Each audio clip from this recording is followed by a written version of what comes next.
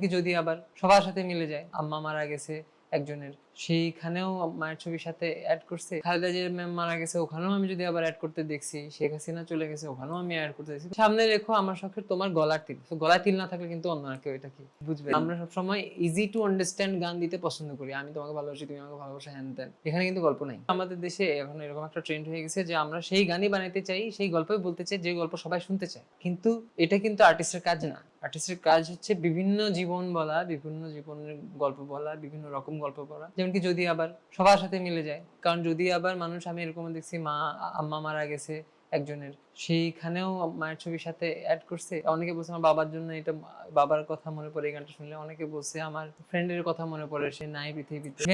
Khaleda Zia ma'am মারা গেছে, ওখানেও আমি যদি আবার অ্যাড করতে দেখছি। শেখ হাসিনা চলে গেছে, ওখানেও আমি অ্যাড করতে দেখছি। কথা আমি তখন গানটা হচ্ছে বেসিক্যালি সার্বজনীন হয়ে গেছে। এখন তিলের কথাটা কি, যে সামনে রেখো আমার শখের তোমার গলার তিল। গলার তিল না থাকলে কিন্তু অন্য আর কেউ এটা কি বুঝবে। সেই জন্য যদি আবার মতো এটা সার্বজনীন গান না, কিন্তু তার মানে যে গলার তিল থাকে না এমন না, থাকে। প্রেমের সূচক, এটাও একটা কথা। এখন প্রথমেই মানুষের কনফিউশন জাগবে, সূচক কি? অনেক বাংলাদেশে বাংলা ভাষাভাষী মানুষের মধ্যে সূচক কি, এত কঠিন নাম কেউ দেয়?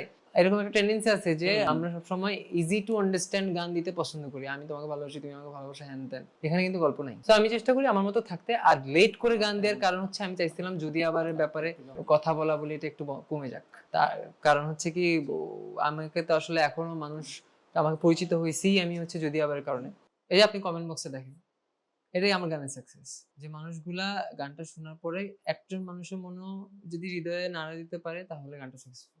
যে গানই হোক, যতজনই শুনুক, শোনার পিছনেও কিন্তু এখন টেকনোলজিক্যালি অনেক কিছু আছে যেগুলো সম্পর্কে হয়তো আমি এখনো কেপেবল না।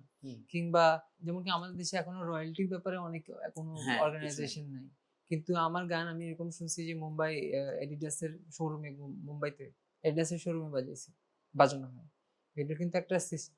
তো আমরা আসলে এমন জায়গায় মিউজিক করতেছি যেখানে আসলে অনেক কিছু আছে আবার অনেক কিছু নাই। তো ওই জায়গা থেকে আমি আমার মন থেকে কাজ করার চেষ্টা করছি। এর বেশি আর কিছু না। যতগুলো গল্প, যে কোনো গল্প যদি একজন মানুষের শুনে বলে হ্যাঁ খুব ভালো লাগছে, তাহলে গানটা আমার কাছে সাকসেসফুল। এখানে যদি আবার বেশি না, তিল কম না, কিংবা আবার প্রেমের সূচক আবার বেশি না, মানে সবগুলো আমার কাছে সমান।